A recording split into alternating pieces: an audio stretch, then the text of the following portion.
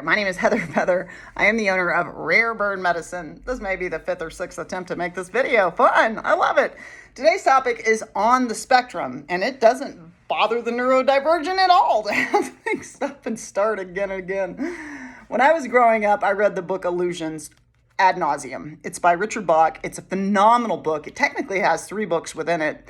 And I would just read this over and over. I would actually bump into people in the hallway because I would read it in between classes. I would read it constantly. Any free moment I had in school, I'd be reading that book over and over again, just trying to really digest the depth and profundity of what it's saying. And it's one of the ways that I hold such a deep knowing today that this is Maya, illusion, holography, that this is not reality. It's just consciousness taking up matter in the emptiness, the only thing large enough to house everythingness, that we might see ourselves and learn from what's going on, minding our minds.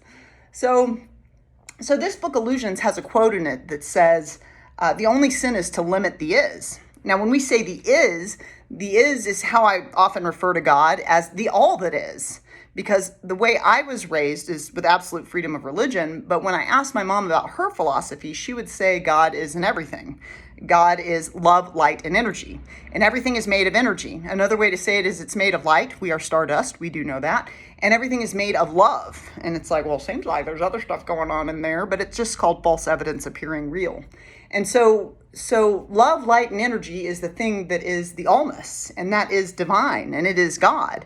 But if you don't like that name, you can call it energy if you want and be atheistic, sure. But it is essentially a bunch of two-leggeds just arguing over the name of the animus, the animating spirit of the all that is, which is unified and active. And that principle is creative. Some philosophies and religions will say co-creative with the creator. And so we can see definitely intelligence back of the design. We can see the Fibonacci sequence. We can see sacred geometry. We can see pi. We see all this mathematics, which man didn't create. We're just like figuring it out and understanding the foundational mathematics behind the physics of things that are occurring. But that mathematics was there before we got to the drawing board of it, which is indicative of some level of intelligence. So that intelligence is not only present back of the design with all of this mathematics back of the design, but it's also present in every entity, in every rock, in every person, in every stream, because everything's made of atoms, everything's made of energy. And if it's made of energy, it's love, light, and energy. And the reason we say we don't want to limit the all is because the divine, the creative mind, is creative. And when you limit the is, when you limit the divine and you go, no, you can only be male or female. No, you can only be gay or straight. Your brain has to work like this. When you get real specific, your sexuality has to look like this. Your gender identification has to look like this. There is a binary. First of all, it's not true that there's a binary. Let's just start with gender. Let's start with a simple topic. A lot of people will say there's a binary of gender. You're either male or female, and that those are the 2 genders that have always been available. Well, that's not true at all. And it's a deeply rude statement to every intersexed person that has existed since the beginning of time. Intersexed is where you would have male and female gender to you, identification to you. So there's male, there's female, and there's intersex. Now we've just flushed up that there's always been 3 genders, not 2. And let me add another one to the mix for you. In native tradition, there are entities that are called two-spirits. Two-spirits, it is believed, are some of the most evolved aspects of that given native tribe because they literally house the male and the female spirit within them. And that because of that, they hold a tremendous balance of receptivity and action, receptivity and strategy and ability to do, right? And so that person in their tribe holding that balance of masculine and feminine principle and being two-spirited or two-gendered, not necessarily intersexed, but two-gendered, those are seen as its own type of gender identification. They're not male, they're not female, they're two-spirit. And they may hold masculine and feminine principle in the way that they express. So now I've just flushed up from this binary that so many people are committed to that there are and always have been 4 genders. It just depends on the culture that you're talking to. And so in the modern age, we have further identifications of theyness, where it's like, I am not a genitalia obsessed person. I'm not obsessed with the genitals like the rest of humanity. And I don't identify as male or female. I identify as they. I don't identify as two-spirit. And so a lot of people say, like, well, I don't want to have to learn new words. I don't have to change my pronoun game. And it's like, you can be rude. If someone is saying, if you don't respect my name or my pronoun, just like we wouldn't call someone a bad name because that's considered rude, you also wouldn't call someone not their name. My name is Heather Feather. You wouldn't call me Felicia because that's not my name. My name is Heather Feather, right? And that would be rude to keep calling me Felicia. It's the same thing if you don't honor someone's gender identification, their name, honor their pronoun. You don't have to do it, but you had to learn the entire language that you speak. You had to learn all those words. So you're going to tell me as an adult you don't have the ability to know how to utilize a new pronoun? You're at your highest capacity to do so. So, okay, let's think about this for a second. This video actually isn't about gender, but what I'm talking about is spectrum. So we just talked about some spectrums of gender. Let's talk about some spectrums of sexuality. Kinsey is somebody that did tremendous studies into sexuality, and it was quite provocative for him to do it in his time. He was studying these things like back in the 40s, 50s, well before my age, and he was noticing that there seems to be a spectrum of sexuality as well. It's not just gay or straight. And so for a long time, we wanted to put sexuality into this same binary because we're in a dualistic realm. We're in a dichotomy. We're in a polarized realm, up, down, good, bad, right, wrong, left, right. But just because we're in a polarized realm doesn't mean all expressions of creation are limited to that duality, right? Often the more evolved has a larger capacity due to creative expression, in under which it will express, and it will express in a spectrum. So then it was like, okay, gay, bi, and straight, heteronormative, right? There's gay, bi, and straight. I don't identify as any of those. I am pansexual. I call it genitalia blind. Where are your genitals? But I don't care what your genitals are doing. I have plenty of Scorpio in my chart. I am infinitely able to elicit sexual pleasure in myself and perfectly capable of communicating with a lover to discern what elicits sexual pleasure, as well as through intuition in a lover. And I don't care about your genitals. So to me, pansexual is really where it's like, I'm attracted to personality. I'm attracted to the personality matrix of a person. I don't really care what your body is doing or your face is doing. I rarely think about my body or my face other than taking action to keep it healthy. But it's like, I don't care about that. What is your mind doing? What is your heart doing? What is your spirit doing? That's what attracts me. Oh, you don't identify with spirituality? And to me, that means you've disregarded 25% of your matrix, physical, mental, emotional, spiritual. That's not attractive to me. That's okay. It doesn't mean I judge you or it's bad. It just means not attractive. Whereas other people might be like, wow, that body is really attractive. And that's a common thing to do at Earth School. As a pansexual, I'm not doing that.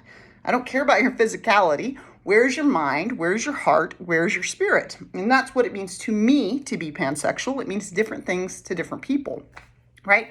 So there is a spectrum of sexuality. It's not just gay, straight, or bi, because I don't identify with any of those. I identify as pansexual. I identify that sexual attraction to me is elicited not through the physical package.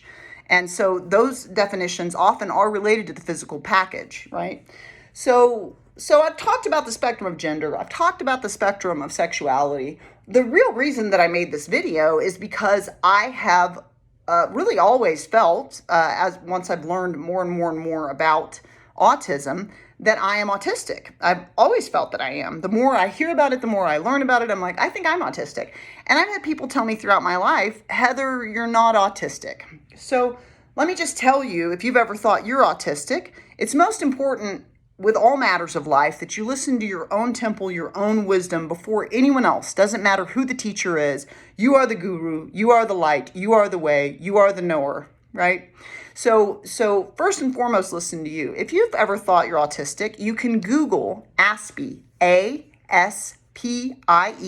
Aspie quiz, and you'll find by Googling Aspie quiz, this fun little cartoon, I think there's like a blue background, where you can take several different types of quizzes to see if you're on the spectrum. Every quiz I've taken on there is like, there's 100% probability you're autistic. One of their tests has like 200 questions, and I think it's, if you have 60 plus, there's a likelihood that you're autistic. I answered 154 out of 200 in the positive, and they were like, yeah, there's 100% possibility that you're autistic. I've been watching a guy named Orion Kelly on YouTube. And so one of the spectrums is to have neurodivergence, to have your brain wired differently than the rest of humanity's. And when you are neurodivergent, when your brain is wired differently than the rest of humanity's, there are responses you may have that are different. I recently was watching Orion Kelly on YouTube, as I was saying, and he was doing a video on autistic meltdowns. And so I consider myself to be one of the most passive humans in the world. I don't like violence. I don't like to watch it. I don't want to be a part of it. When I'm in a relationship, I don't want to fight. I just want to get along. If we are fighting, I want to figure out what I need to correct and what is my duty to resolve the issue. You know, I consider myself deeply, deeply passive. And I've had a large, voluminous number of outbursts in this life where I just explode on people and all of this anger comes out of me. When I was listening to Orion Kelly, that autistic guy on YouTube, describe the autistic meltdown, I was like, that is exactly what happens to me. It's like I explode with anger. I feel like I have no control over it. And what I am experiencing is a tremendous amount of sensory overload. So with people on the spectrum and people that are neurodivergent, we have an idea of what that looks like, which is why so many people that love me throughout my life, when I've said, I think I'm autistic, like I relate to this, I'm pretty sure I'm autistic, they go, no, you're not autistic. First of all, one of the reasons they do that is because they think, oh, I don't want you to be autistic. And that's because they think autism is a problem. Autism is not a problem. I actually think it may be one of the solutions that humanity has been waiting for. A lot of people think that autistic people have no feeling or that they're devoid of emotion because they tend to be very insular and very introverted, and they tend to go into their own little world and can sometimes be non-responsive. One of the things I've been learning as I'm studying this, and I do this, I actually go to cafes to work on my work because I am able to literally shut out everything around me and hyper focus on my work. Like it's like nothing else exists. And I just do my work. And that's one of the things on the spectrum, is that you can literally kind of like just kind of erase everything that's around you and get really hyper focused on things. And that is one of the traits of the neurodivergent. And it's like, oh yeah, I always thought like maybe I was just weird or rude, or I don't know, because people will sometimes come up and be like, hey, Heather. And I'm like, oh, hi. And it's not anything rude to you that I don't know that you're there. I'm just really super focused in what I'm doing. I'm not thinking about what's outside of that because what I'm doing is stimulating and it's garnered my interest. But so people think, like, oh, I don't want you to be devoid of emotion. I don't want you to be non-empathetic. It has been my experience throughout my life as I've identified as autistic and as I've met many autistic friends. I'm always very drawn to autistic people. Anyone I meet that is autistic, I have several autistic friends. I'm just like, I really like this person. Like, I like being in their frequency. There is this understanding that there is a tremendous amount of emotional intelligence, a tremendous amount of empathy that's actually present. Every autistic person I've ever met, I'm like, that is the most empathetic person in the room. And that is why they get sensory overload. That is why autistic people may do stimming. I do a lot of snapping and clapping and hand gestures, and we can say that's because you're Sicilian, and probably a little bit of that too. But that's actually stimming, when an autistic person tends to want to do things to regulate their nervous system because they are getting a sensory overload, because they are receiving on not just a physical level or just a mental level, they're receiving an overwhelming amount on a psychic and emotional level. I learned from a friend, a new student of mine and dear friend, that children with autism or neurodivergent children, typically between the ages of 4 to 6, have a lot of deeply spiritual experiences where they see spirits that scare them. So she was talking to me about her child dealing with this. And when I was a child, I dealt with that. When I was a young child between the ages of 4 to 6, I would see all these spirits in my room and it would really freak me out. And so it is my experience that the veil is actually very thin for someone that is neurodivergent and on the spectrum. So they might just be really overwhelmed by all the ways they're receiving. I'm not just receiving all the people in this room when I do look up from what I'm studying, but the thoughts and the feelings and the psychic energy and the spirits, and there's just so much out there. So, my ask today is, can you allow divinity to express itself on the spectrum? Or do you need everything to be in a limited binary? Are you asking to limit the is? You can always subscribe to Rare Bird Medicine on YouTube, like and comment there. And we do have several classes coming up. Just go to rarebirdmedicine.com and click on the classes link. Amun.